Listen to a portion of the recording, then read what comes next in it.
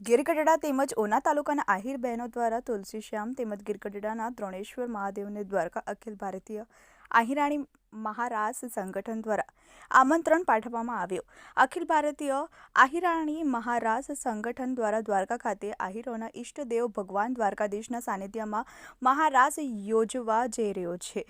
ત્યારે મધ્ય ગીરમાં આવેલા તુલસીશ્યામ ખાતે ભગવાન શ્યામ સુંદરના શરણોમાં આમંત્રણ પાઠવવા આજે આહિર બહેનો આવ્યા। ત્યારે ગીરગઢડા તાલુકાના આહિર બહેનો બહોળી સંખ્યામાં જોડાયા હતા।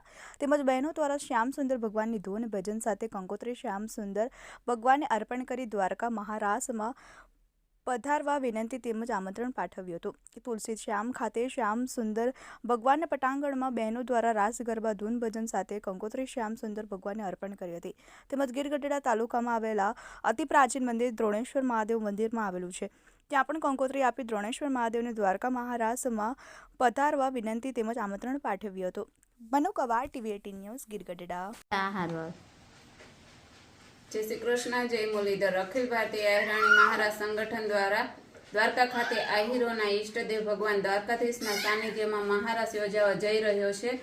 ત્યારે મધ્ય ગીરમાં આવેલ તુલસીશ્યામ ખાતે ભગવાન શ્યામ સુંદરના શરણોમાં આમંત્રણ પાઠવવા આજે અમે બહેનો ઉપસ્થિત થયા છીએ। ત્યારે ગીરગઢડા તાલુકા આહિર સમાજ તેમજ ઉના તાલુકાના આહિર સમાજના તમામ ભાઈઓ તેમજ બહેનો બહોળી સંખ્યામાં જોડાયા હતા। તેમજ બહેનો દ્વારા શ્યામ સુંદર ભગવાનની ધૂન ભજન સાથે કંકોત્રી શ્યામ સુંદર ભગવાનને અર્પણ કરી દ્વારકા મહારાસમાં પધારવા વિનંતી તેમજ આમંત્રણ પાઠવ્યું।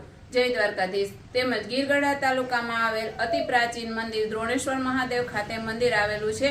ત્યાં પણ કંકોત્રી આપી દ્રોણેશ્વર મહાદેવને દ્વારકા મહારાસમાં પધારવા વિનંતી તેમજ આમંત્રણ પાઠવ્યું। જય શ્રી કૃષ્ણ, જય મુરલીધર।